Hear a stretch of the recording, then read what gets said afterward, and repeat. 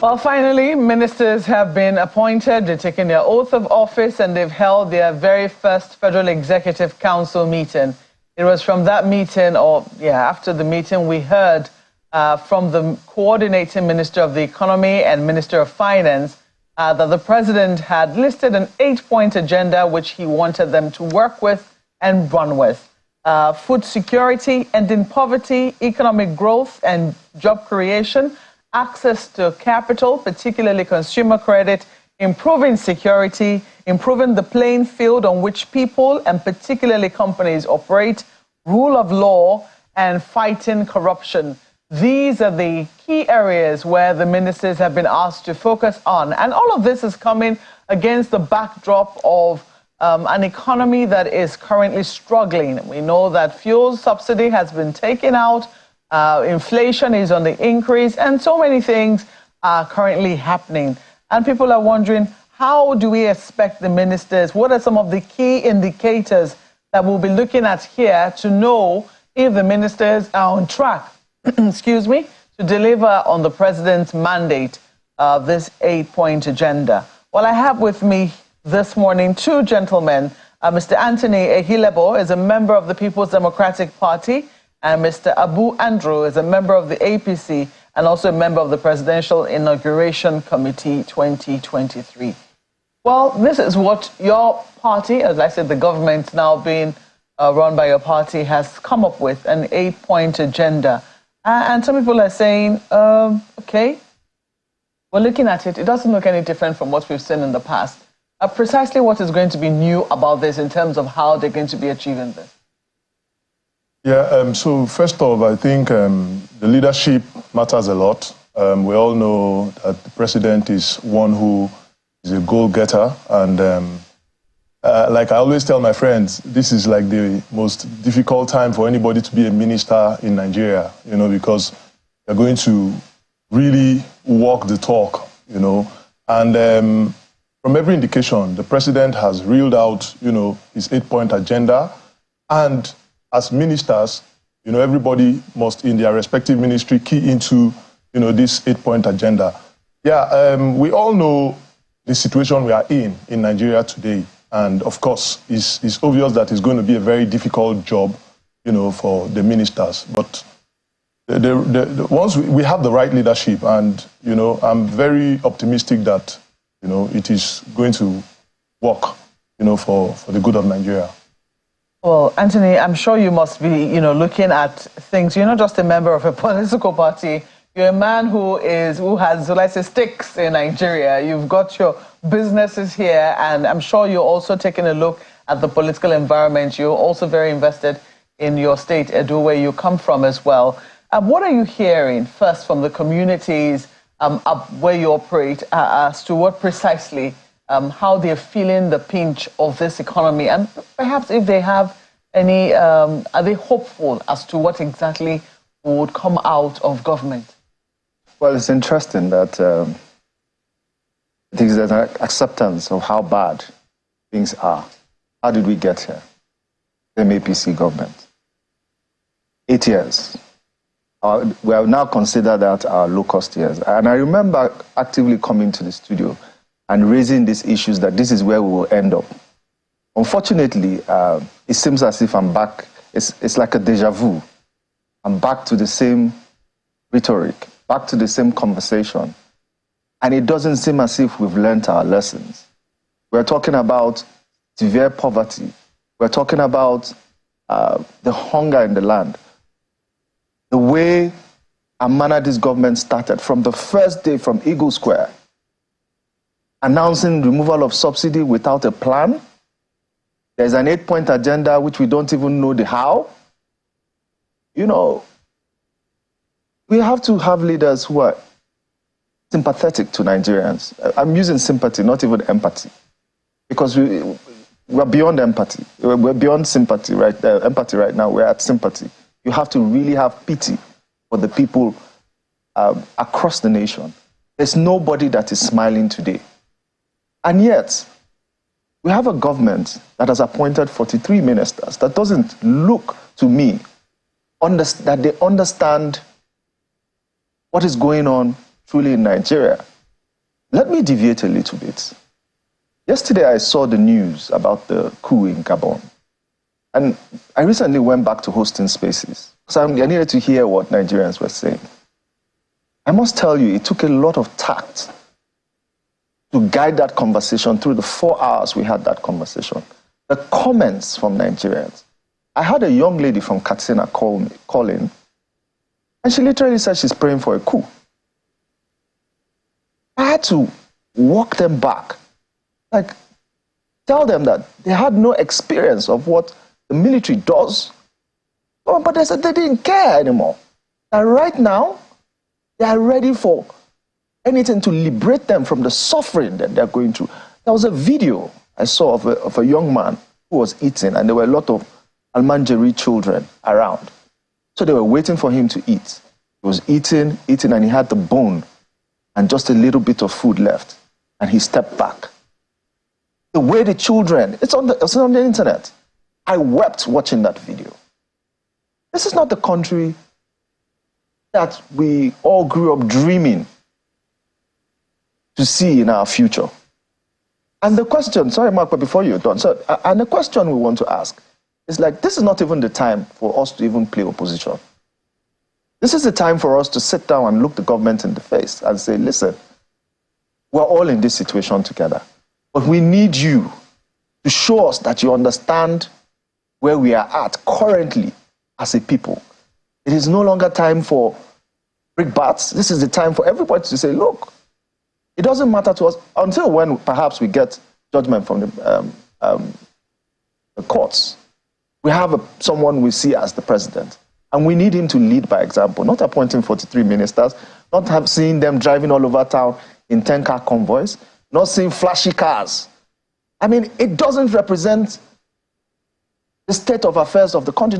It doesn't seem to me that they understand where they are. Perhaps, maybe we have a president that has lived his life in luxury for a very long time. He needs to step back. Maybe one day, enter a car that is unmarked and drive around the city center, not even go too far. Let him drive around some of the towns around Abuja. And then maybe he will get a sense of what really is going on. Because I have a sense that these guys are so protected, they have no idea of the reality on ground. Nigeria is sitting on a keg of gunpowder, Mark, I tell you, and it's no joke. Well, Tony, some people will say we've been sitting on that keg of gunpowder for the longest of times. You know, I mean, this is not the first attempt. We never bought petrol at 630 naira. Perhaps it's never happened in this country. Just a moment.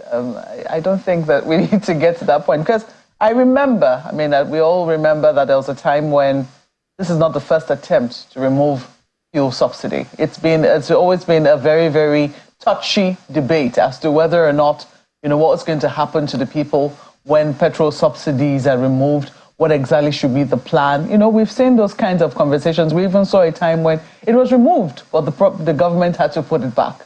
And even now, we see that, you know, petrol subsidy has been removed. We also know that right now it's not being completely removed, because even though we've been told that it is, you know, it's now around, is it 600 and what now we're buying in Abuja? Some places 640. But we also know that right now marketers are complaining because there are not a number of them. So precisely, I mean, do you think that there is sufficient communication going on with the people, not just at the federal level now, also at the state level? Because we see that the president had a conversation with governors.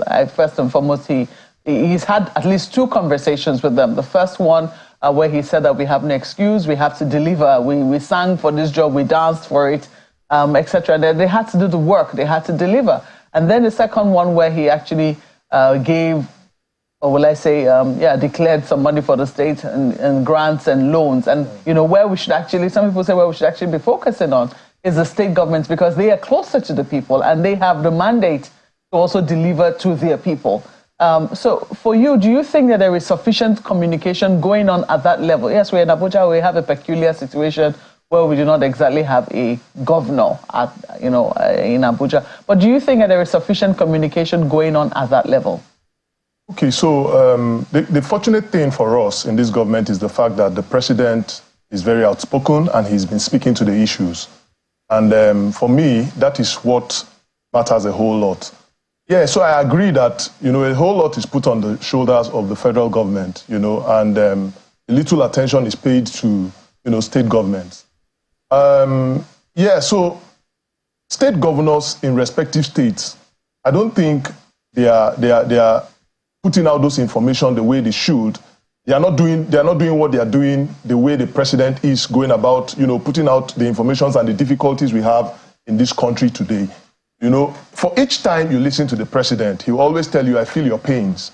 I know what you are going through. I wish I had other means to sort this out, okay?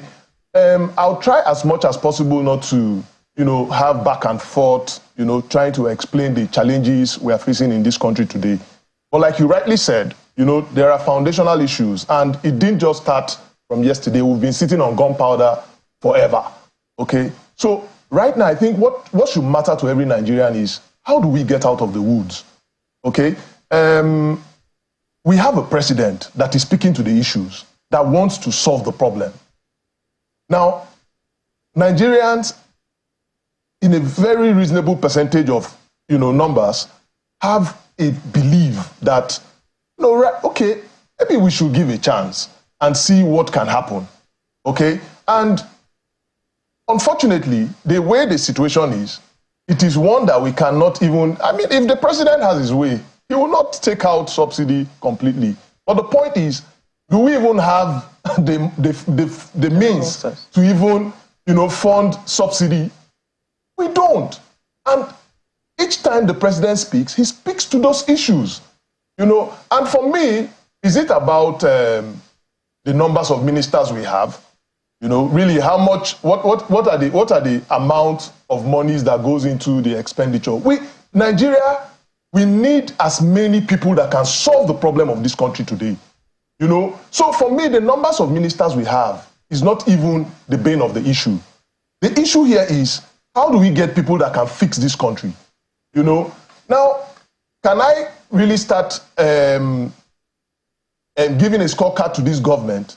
It's a government. The ministers, I doubt if they are barely a week in office, and a lot of them are still even meeting with the heads of agencies in their respective ministries and getting briefing and all of that. So overall, I think we need to still latch on that hope that has kept us going, and believe that something can happen. And for the young Nigerians that think that military is going to be better than a democratically elected government, I think we need a lot of work to do. And that is why the Minister of Information and Orientation Agency really has his work cut out for him. There is a lot of disconnect. And the information, like you said, is not trickling down. A lot of people don't even know where we are at the moment, economically wise and otherwise. There are a lot of challenges.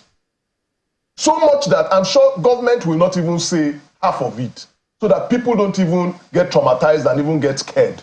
But do I believe that we can get out of the woods? Yes. Is it going to be now, or is it going to be in the next 2-3 years? Unfortunately, it might not be. But once we start getting it right, and a lot of things have been put in place, even from the administration that Anthony doesn't believe has done anything, or have thrown us even worse than where we're coming from. But look, the truth is, if the 16 years before the coming of APC, a lot of things were gotten right, I don't think we'll be here today. Okay? Then also, we must also put into consideration the fact that what we're even experiencing is largely even a global issue. So you cannot separate those things from the internal crisis we also have. So we need to communicate more, and I'm happy the president is doing that. We now have ministers that have hit the ground running, and they know, because if you don't work, Nigerians are going to shred you. So you don't even have an option. And if you don't, and this minister, what is going to be different in this administration is the president is going to sack people, and he has told them that much. So everybody must roll up their sleeves and get on working. And, we need to get out of the wood as fast as possible. Nigerians are tired. I think the question which Tony raised in terms of the ministers is not so much in terms of, well, maybe the numbers is very important, but I think it's more about the cost of governance. for a number of people, they have raised issue with, how bloated our cost of governance is, the kinds of cars that we're still buying, in spite of the fact that we are in, dire straits. Recently, the president had to intervene in the number of people who were going to hunger. That's the United Nations General Assembly. We've also seen criticism trailing governors who went to Kigali to go and do their retreat. So people are wondering, okay, so times are really hard for us. Are we showing it? I mean, is government indicating it by the sort of, by the sort of steps that it is taking to actually reduce the cost of governance? Are you convinced that government is showing that enough? So I'm also happy that you mentioned, the reduction of that. The president categorically stated that if you don't have any business in hunger, you don't have any business being there. Now that is a president that shows the will, to reduce whatever, expenses that is unnecessary. Okay. Now we also need to know that there should be a huge focus on the state. Whether we like it, I think in a very long period of time, a lot of Nigerians have concentrated too much on the center. Yes, we know that the state comes cap in hand at the end of every month, for their monthly stipends or whatever, but at the end of the day, the state, what are they doing? I know that the President Muhammadu Buhari, before he left office, had signed in a lot of things that have given, the state the opportunity to, carry out their own, a lot of things that was in the purview of the federal government had been moved to the state. So I'm hoping that a lot of the governors today will latch on all that, on all those opportunities and see how they can, do their best as well. Is there an attempt to actually jumpstart the Nigerian economy through some of the purchases that government itself is making? We've seen a few states indicate that. I mean, we've seen a few states patronize, for instance, if we must buy cars, patronize local manufacturers. We're not seeing that same level of commitment at the federal level. Or have you noticed any such thing? Well, ministers just came in. As a matter of fact, I've not seen any ministers' convoy. To be honest, I have not. I think the only SUV I had seen was when there was a story around the FCT minister buying an SUV for 300 million and all of that. I think that's the closest I've seen. Yeah. But I know that this president is going to encourage, local content and anything that would boost the economy of the country. And for me, I think Nigeria our population is huge, and the people that should get the job done should be a reasonable number. Okay, so I don't think it is an issue that we have 45 or 47 ministers as it stands. For me, what is more important is, can these guys get the job done? Can we put them on their toes to get this job done? Do you agree, Tony? Because some people have also said, look, if we had a more structured structure, we would not need so many people. But in a situation where we do not have, and that we're also introducing new ministries, for instance, the Ministry of Blue Economy, Marine and Blue Economy, the Ministry of Youth has been separated from that of Sports because I think they need to be doing different things. Ministry of Mines is different from that of Steel Development. That if we're to manage them efficiently and we are to get the best of it, shouldn't we be having, one or two more people added to the cabinet to make sure that we get the most from this? Okay, so I need to go back. I don't want to lose my train of thoughts because I needed to respond to the subsidy removal. I took a historical perspective, I'll take a current perspective and a future plan someone had.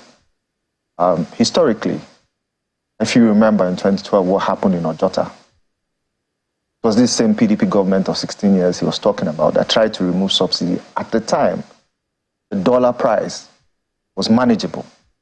At the time, if we had done that at that time, but do you remember the people who instigated that are in government today?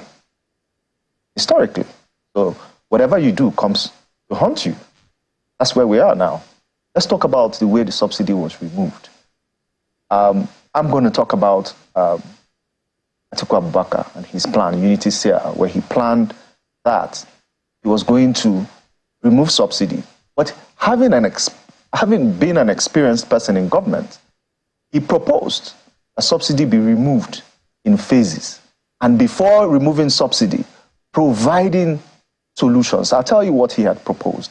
He had proposed $10 billion to go to SMEs and other cottage farms, other economic stimulating ventures.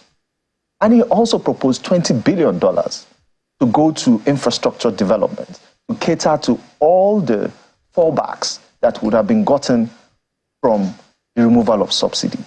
You don't take food from a man and tell him, wait, let me find solutions for your hunger. It doesn't work that way. I wanted to clear that. Now let's come to cost of governance and the kind of government and signaling. Very important, signaling. You appoint 47 ministers. People are hungry back in the village. They don't care whether they are going to solve problems like this. And let's even talk about the 47 people that, I mean, for me, we've taken a history of Nigeria, and this is the same thing we complained about the Buhari government. You need to appoint people.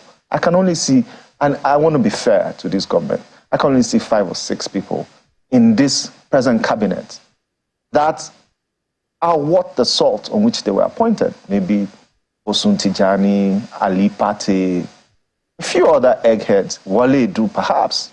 I'm not here. Like I said, we have to move this conversation from one that is more like we're attacking the government, because we're beyond that right now.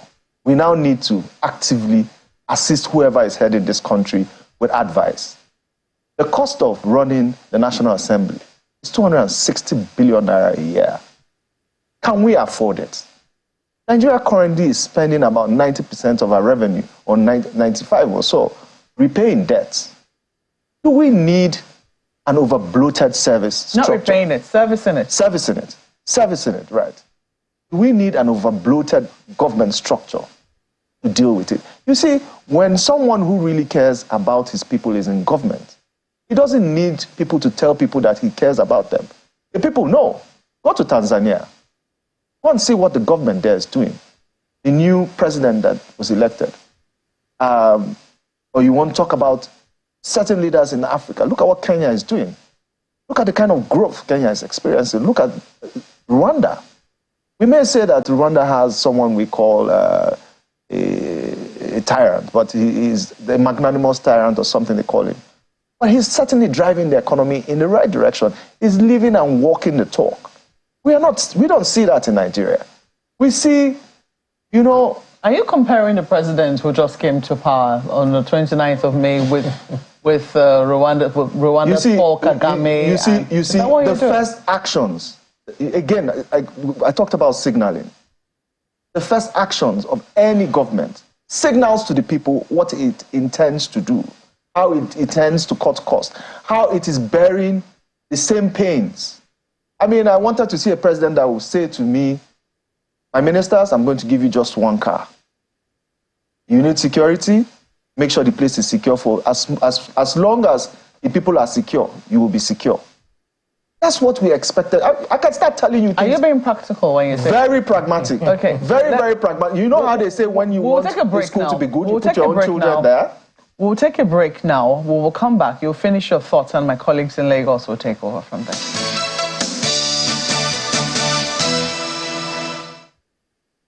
We're still looking at the president's 8-point agenda, and I still have with me in the studio here Mr. Anthony Ahilebo and Mr. Abu Andrew. And they have two different perspectives on the matter. Well, Anthony, just before we went on break, you were trying to make your point about signaling. Yes. So you were saying that, the signal has not been clear in terms of, the cost of governance. What would you have loved to see? I'd have loved to see a situation where the government wears the shoes of the people. We were talking just now about the convoy, the security provided for people in government. And I think someone said to me, do you mean a minister should go without police? And I asked, do you mean a normal citizen should go around without police escort? I mean, where does that happen? And I think that we forget that the citizens are more important than people that are appointed. If you cannot provide security for the average Nigerian, why do you have that security? What makes you more different than him? You are there to serve him. How can a servant be more protected than the person that he's serving? It doesn't make sense to me. It then tells you that there's a problem. And I think the only way to solve this problem is to put these guys in the shoes of Nigerians. We cannot have, I mean, I travel abroad. This is something we've seen over the years, though. I mean, this is not something we need to. We've not seen the kind of cost of living over the years that we are seeing today. The question is, this is something that we've provided for over the years. That when you become even a councillor, you have a policeman with you to provide some measure of security. And on it goes. House of Reps member. Now, depending on the level that they're on, also determine the level of security that we see around them. But this is something. Is that normal? That's sort of some sort of. Is that normal? I'm just asking. I'm just saying. No, we cannot continue to accept what is abnormal. If you want to tell us that you are going to change the country, you are going to change things, by all means, change the way we do things. In a civilized country, and in a country that wants to develop, you do not have policemen and a retinue of security following government appointees. And that should also be with the states that your party also... Look, I don't spare any ox. There's no sacred cow when you're talking about Nigeria, when you're talking about how people really feel. I think that we are presumptuous. I think that we take it for granted what Nigerians are going through.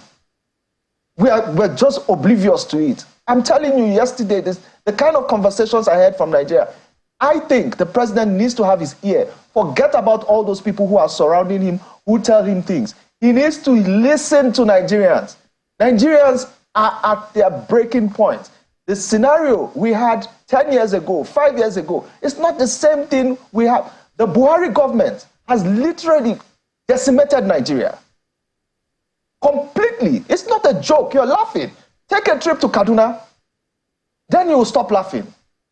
It's not a joke. We're not playing anymore. Does the APC recognize that? I mean, I think it's very important to ask. I mean, when we talk about what has happened in the last 8 years, and when the president talks about, these plans that he has, food security, ending poverty, and then you also hear the Minister of the Economy, coordinating Minister of the Economy, saying, we inherited an economy, a bad economy.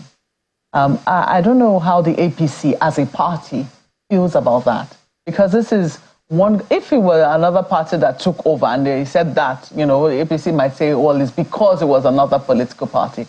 But when the people that have taken over are within the fold of the APC and they say things are really, really, really bad, how does the political party, members of the political, how do they feel about that? So for me, as a member of APC, I'm prouder to be a member of the APC even right now, because what it means is that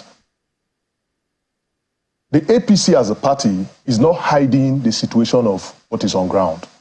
And the government is coming out to tell us every day that the situation is bad, and nobody is papering over the situation that we have today. And that is why, the coordinating Minister of the Economy and Minister of Finance can come out to say that we inherited a very bad economy. Okay? Now, for me, yes, they have inherited a bad economy. And what is the next step?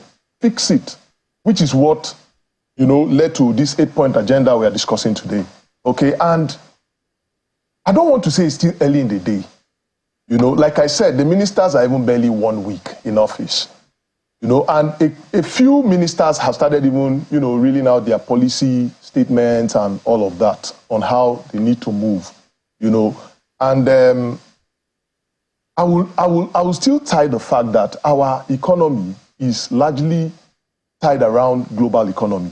Unfortunately, we cannot run away from that fact. Yeah, so while global economy might be a major thing to look at, when we say that the economy is bad, we know that there are some internal sabotage, that happened within the last 8 years. And people have been saying, look, we need to call people to account. Well, people need to be held responsible. People need to be asked some very serious questions. Are we asking questions of those who have brought us to this situation? Are we asking questions of, how the fuel subsidy regime went? Are we asking questions of how corruption was fought under the last administration? Are these questions being asked seriously enough? So for me, it is very fresh in my memory that the CBN governor is having issues. I mean, is responding to issues, with the security agents. Also, the EFCC chairman, that was there is also answering to issues. So for me, these are indicators that, they are getting to the root of the issues. But right now, what should we be looking at as a government? We should be looking at how this country can take a leap from where it is at the moment, okay? And the fact still remains that it is not going to be overnight.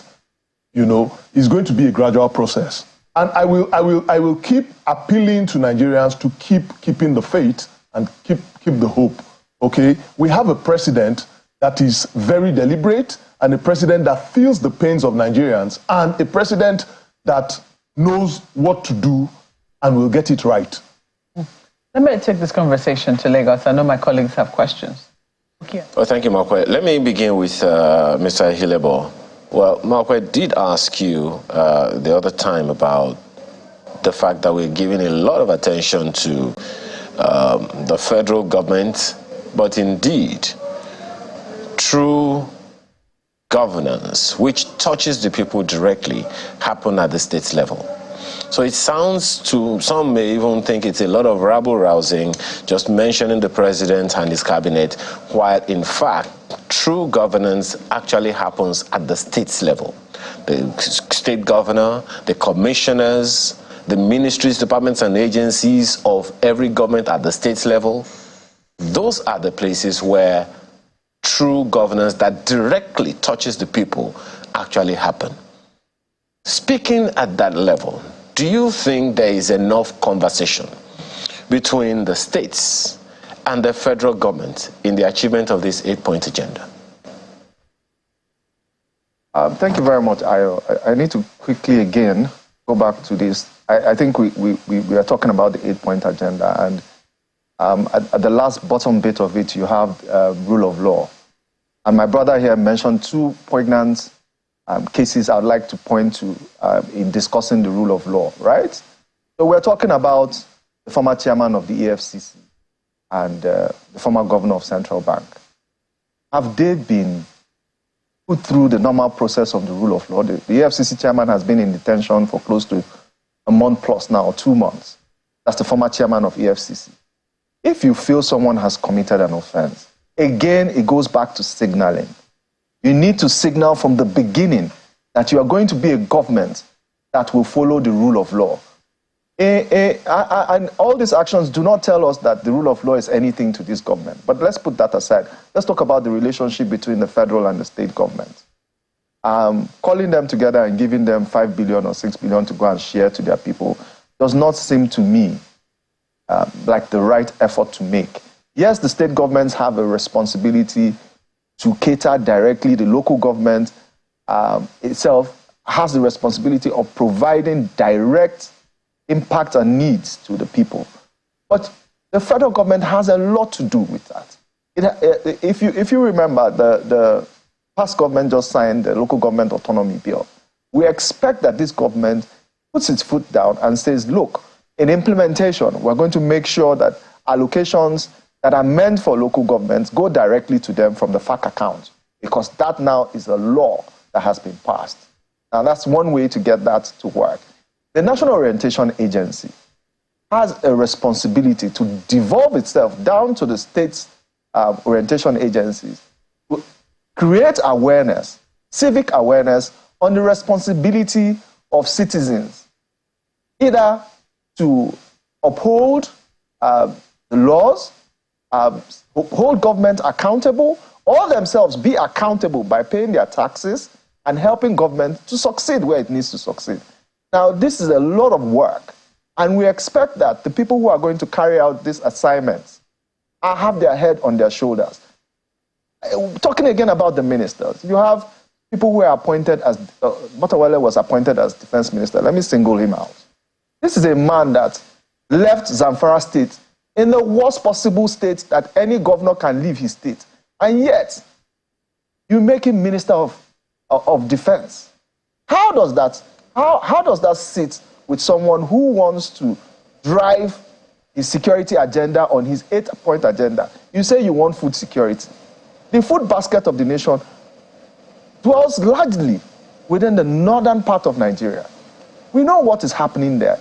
If, as close back as 2-3 weeks ago, soldiers were killed in Niger State, which produces a lot of yam and a lot of farm produce for Nigeria, Benue itself, which used to be the food basket of the nation, does not seem to enjoy a level of security. How then can we tell people that we want to build a Nigeria that works for all of us? For me, it doesn't seem to me that we are taking the right steps. And we need this government to reflect and say, listen, I don't think, for me personally, I don't think that we've gotten a good start from this government. I think that we need to recalibrate even those that have been appointed. I honestly do not understand some of these appointments. These are people who have not delivered in the executive powers that they have been given before. So why then bring them to the fore? Why not look for new hands, people who can think differently, who can think outside the box? Can someone tell me what a Motawale who didn't perform in Zamfara in terms of security is bringing to the table today? Well, Mr. Anthony, it would seem like the ship has sailed on that, because the president has already, inaugurated his team, and whether or not, there'll be more effective coordination, we'll see that in the short term rather than the long term, as the ministers have set to work already. Let me now come to you, Mr. Andrew Abu. In the same vein, the economy of the entire country is not just at the federal level, but is also in all the 36 states of the federation. And we've seen the increase, according to the acknowledgement of the federal government, the increase in allocation to the states. At the inaugural meeting, the Minister of Finance, spoke about inflation, about how this is not the time to borrow. So it will seem like going forward, the federal government is not going to be going or borrowing to fund projects. But how important is it also for that coordination to go through all the 36 states of the federation, such that states would not be going or borrowing to fund capital projects? What can the federal government do at that level to ensure that the states also abide by that, such that development, whether it's at the federal capital territory or at the 36 states of the federation, development is going at the same pace?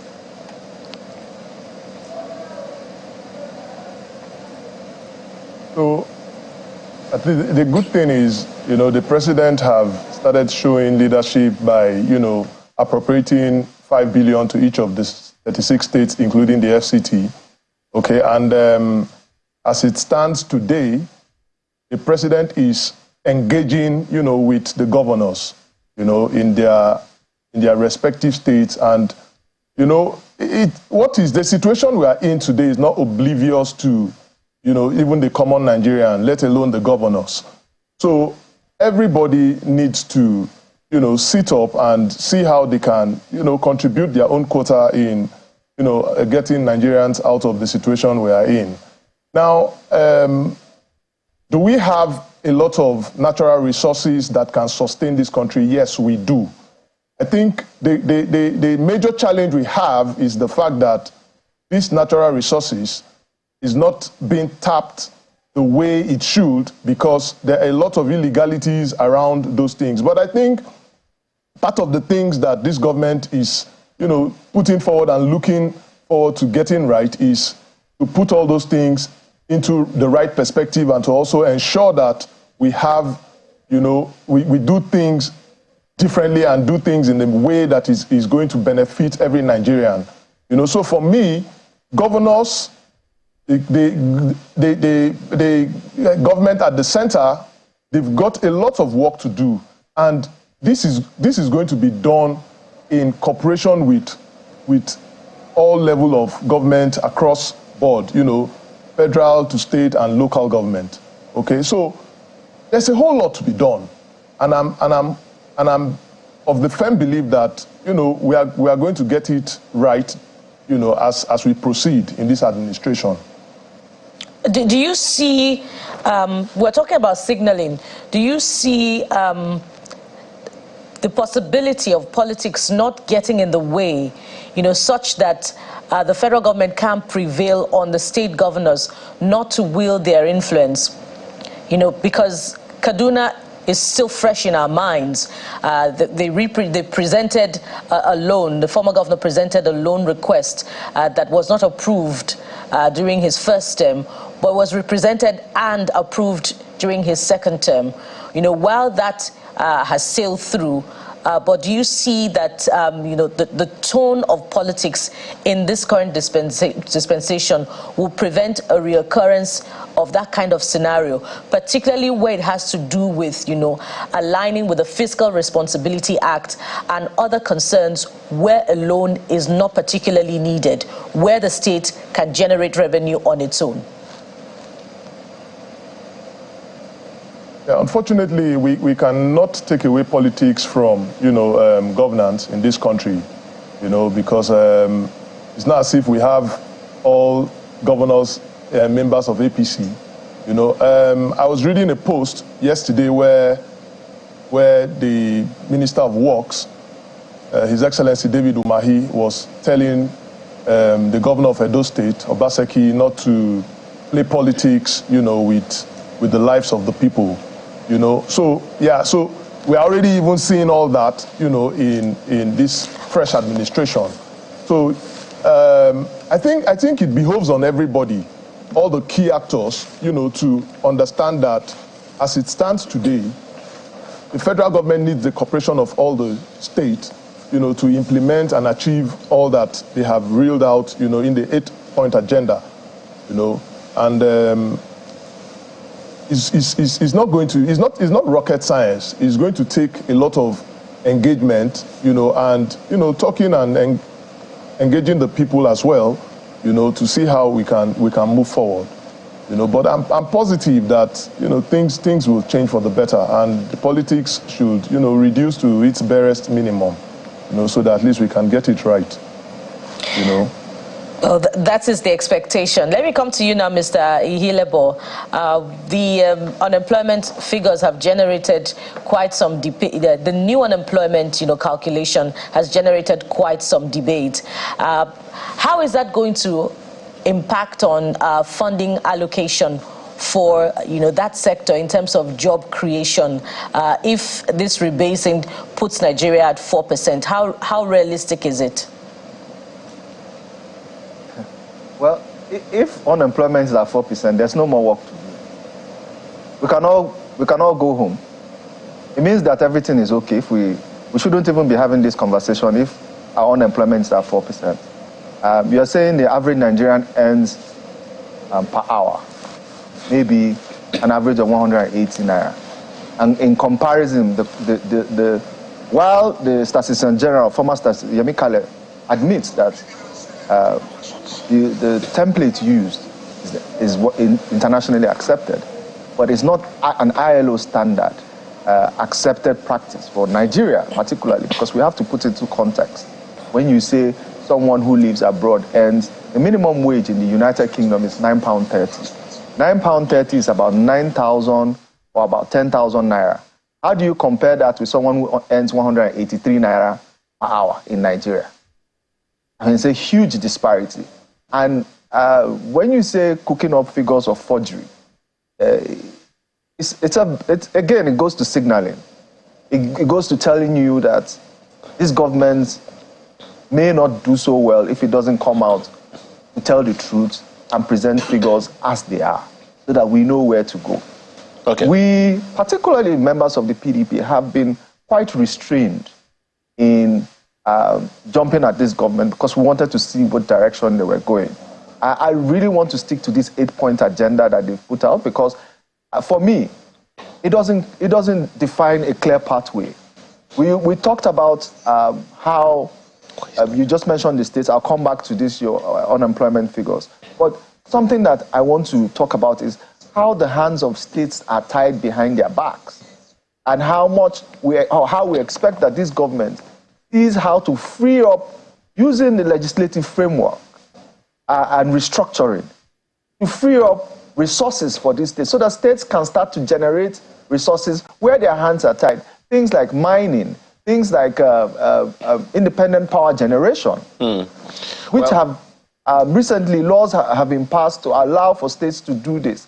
I want to see this government drive action towards increasing production capacity for states. Yeah. Increasing, now there are certain things that the government has an overhead. When he mentioned the Minister of Works, I'm from Edo State. If you travel from Abuja and you get to Edo State, I can tell you where the bottleneck starts. You start from Auchi, just after Okpila. You have one huge section of the road that is so terrible. You get into Ewu, it's a terrible place. You get into Ekuma, it's terrible. You're going to Saple, leaving Edo State from Saple Road, it's terrible. But these roads are all federal government roads. And the state is not allowed to intervene in this road. Even when the state government mobilizes to go and do some level of maintenance work there, the federal government's agencies step in and stop them and tell them these contracts have been awarded to people. Now we need to find a midway to saying, look, if state governments have the capacity to handle these things, why not allow them to handle it where we agree on a base cost for them to do it? I think that would speak to the collaboration that we began with the other time. I'm aware, I think it was so far, I think Lagos State has been able to do that successfully, take on federal projects, and they were reimbursed, unless I'm getting my facts wrong. And I think River State also attempted something like that. But I'm glad that you wanted us to talk about the 8-point agenda of the president. Let's take the first two. Earlier in the year, earlier in the administration, the president talked about food security and announced certain things. And there is this African proverb that if you take out poverty, if you take out food out of the problem, you've significantly dealt, with poverty. So in terms of food security, it will not be able to happen without that collaboration. The agricultural activities are going to happen at the state level, all over the nation. You are well aware, there's hardly a state in Nigeria that you will not be able to throw something on the ground and it will germinate, it will produce, and all of those things. Even though each state or each region of the country have their specialties in terms of what they can produce agriculturally. So in terms of collaboration in that regard, what do you want to happen that will demonstrate that not just the federal government, but the states themselves have their hands on the plow to ensure that our people are food secure? Okay, so let me take this using the agricultural value chain. You can't have food security if you have insecurity. It's not possible. So the first thing we need to look at is why we have a high level of insecurity, government's approach to providing security across the northern region now. You do not have, people cannot go to their farms. It's impossible, almost impossible for you to have that value chain activated. Now, there's so much the state government can do in terms of, yes, getting the farmers to get cooperatives, giving them land, giving them C of O or titles to that land. I want to use my state as a reference. Edo State applied for an agricultural facility. In fact, the Commissioner of Agriculture is from my local government. And I sat down with him like 2-3 weeks ago, and he started enunciating the problems. That perhaps because the governor had an issue with the former governor of Central Bank, the loan that was disbursed to other states was not sent to him. Now, in my mind, I sat back for a minute and thought, did this person who stopped that loan think of the bigger picture? That it is beyond the skirmish between one individual and another individual, that it goes to the heart of the matter. Food is essential to the people. So moving forward, like I said, we're here to provide solutions. We want to see the government at the federal level take responsibility, because a critical infrastructure, like I said, this 8-point agenda to me does not seem well thought through. And again, this government did not engage Nigerians on what they wanted to do. Perhaps I might give them a few ideas from the Unity Sphere approach that the PDP had wanted to implement should it had gotten the job to lead Nigeria. You see, facing critical infrastructure, the PDP proposed to provide $20 billion first before anything, so that even if you produce this food, just say the state governments do all the work of producing the food, how do they evacuate it? We don't have the infrastructure to move, because your food production and your earning must have a parity point. So you must be able to produce this food and take it to where it is paid for the best. And sometimes not just take it in its raw form, process it. Something like cocoa, something like the coffee bean seeds that do very well in Adamawa State. How do they move these products from Adamawa to where perhaps the production is? So there are certain things that the federal government only has the capacity to do.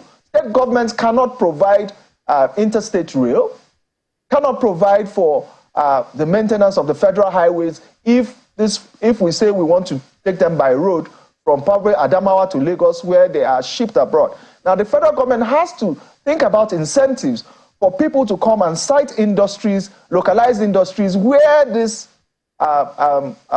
agricultural produces can be taken directly from the farms to processing and shipped abroad at premium price, so that the farmers, the end people who produce these things, earn a substantial living and are encouraged to continue in this line. I used to be one of those that own one of the farms that are considered farming communities across Nigeria. We've shut down the farm because of insecurity. Now, how do we go back to that? So I'm speaking as someone who is affected by it. So, all right, well, we're already in our closing moments now. I don't think that Andrew, can you fault what he said in terms of how the states, yes, need to be involved in agriculture, but, there is a big role there for the federal government. Do you have any disagreement with it? No, I don't. So I agree that, the state has to be, because of course, all the lands that will be used for such purposes will be provided by states, But you see, I need us to correct an impression, because most times when we speak like this, we sell the country short or we sell it high. Now, when we talk about insecurity in the farms, or farmers can't farm because of insecurity, when we make those kind of statements like we make a blanket statement as if insecurity has taken over. I mean, we still have, even from the north, we still have produce come from the north, you get to the south. So let us not make a blanket statement when we talk about insecurity, because the investors you are even proposing should come to Nigeria to invest will even be scared. So I need us to clear that. But how do we talk about it without, without papering over cracks? How do we speak? Because it is a major concern. So we agree that there is insecurity. But you see, when we talk about insecurity and we sound like it has ravaged the country. No farmer can go to farm and all of that. No, it hasn't. Okay. My farm is in Abuja. So let us go to my farm in Abuja. My farm is in Kubwa, Abuja. I cannot go to that farm in Kubwa, Abuja. That's because the bandits are in Beningwari, and Beningwari is not less than 30 minutes from that Kubwa farm. So for me, what are you talking about? So for me, okay, we went through a 6-month hard campaigns, and I'm tired. I'm mentally and physically tired from the back and forth. Imagine how Nigerians feel. The back and forth on how, things are not working. For me, right now, my concentration will be how can this government succeed? What are the solutions we can proffer for this government to succeed? Because at the end of the day, what happens to A happens to B. Square pegs and square holes. So at the end of the day, the Minister of Defense, look at it. You can. Matawale you are talking about is not the Minister of Defense. It's just a State Minister of Defense, Badaru. And these guys, they are governors. These are chief security officers. How well did their states in their states at some point? How well did their just states very recently. So for me, I think it's too early in the day to start even criticizing any minister that has been given a job under this administration. I said the same thing. Okay, so let's wait for another 8 years. Then we can now. I pray we can now do all this. 8 years. So, but we need to also recognize the fact that we have a new man on the job, and if there is anything we should pray and be convinced about, is that he will get the job done. You have to be honest to him. Well, we'll see how, they eventually fare. We'll be given maybe we have a job to do on a daily basis. I mean, as these policies come out, we have a duty to interrogate them and see how it is that they're going to be working. But we have to thank you, gentlemen. Maybe very soon we'll be bringing you back to see if there's progress or not, according to your own assessment. Thank you so much for coming on this morning. Anthony Ahilebo is a member of the People's Democratic Party, and Abu Andrew is also a member of the All Progressives Congress and member Presidential Inauguration Committee 2023. Thank you once more for coming on. Thank you.